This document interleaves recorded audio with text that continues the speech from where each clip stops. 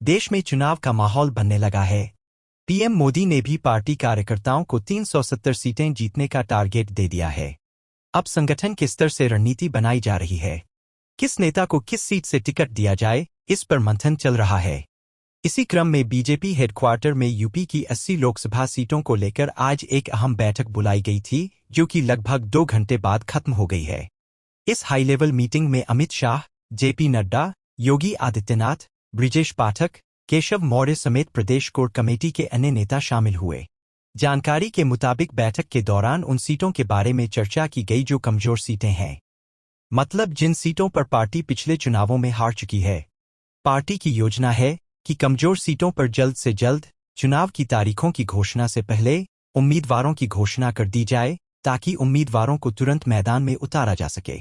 समाचार agency PTI के मुताबिक बीजेपी अध्यक्ष जेपी नड्डा ने लोकसभा चुनाव के लिए विभिन्न राज्यों के प्रभारी बनाए गए पार्टी नेताओं की एक बैठक की अध्यक्षता की थी और चुनावी अभियान और जनसंपर्क कार्यक्रमों का जायजा लिया।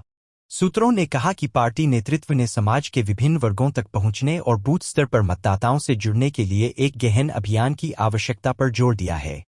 वहीं बीजेपी देश के सबसे बड़े राज्य में अपनी सीटें बढ़ाने की कोशिश कर रही है और बीजेपी उन सीटों पर फोकस कर रही है जहां 2019 में एसपी और बीएसपी के गठबंधन से उसे उन सीटों पर हार मिली थी।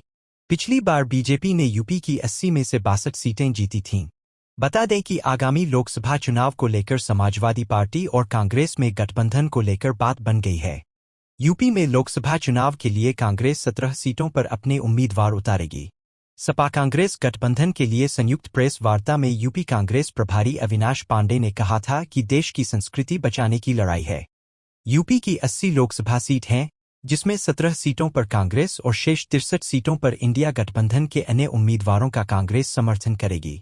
लोकसभा चुनाव की तैयारियों का जायजा लेने केंद्रीय गृह मंत्री अमित शाह रविवार 25 फरवरी को मध्य प्रदेश पहुंचेंगे। गृह मंत्री यहां अलग अलग कार्यक्रमों में शामिल होंगे। ग्वालियर, खजुराहो और भोपाल में होने वाले कार्यक्रमों को लेकर तैयारियां पूरी हो चुकी हैं। वहीं सुरक्षा व्यवस्था भी पुख्ता कर ली गई है।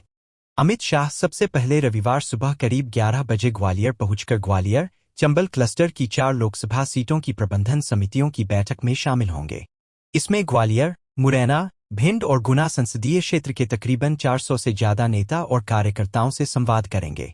इसके बाद केंद्रीय गृह मंत्री दोपहर करीब 3 बजे खजुराहो पहुंचेंगे और लोकसभा बूथ समिति सम्मेलन में शामिल होकर कार्यकर्ताओं को संबोधित करेंगे। इस आयोजन में सागर क्लस्टर के करीब 2300 बूथों के करीब 25,000 से ज्यादा कार्यकर्ताओं से मुलाकात करेंगे। शाम 7 बजे अमित शाह भोपाल पहुंचकर कुशाभाऊ ठाकरे कन्वेंशन सेंटर में प्रबुद्धजनों से मुलाकात कर उन्हें संबोधित करेंगे। इस आयोजन में करीब 2000 से ज्यादा कार्यकर्ताओं को बुलाया गया है।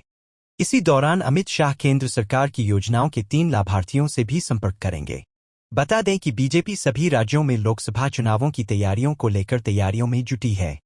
वहीं मध्य प्रदेश में पिछले साल विधानसभा चुनाव में फिर जीत दर्ज कर पार्टी की नज़र अब राज्य की सभी 29 लोकसभा सीटों पर है। मध्य प्रदेश में लोकसभा की 29 सीटें आती हैं। यहां मुख्य मुकाबला बीजेपी और कांग्रेस के बीच होता है। पिछले चुनाव में बीजेपी ने यहां की 29 में से 28 सीटें जीती थीं। कांग्रेस सिर्फ एक ही सीट जीत पाई थी।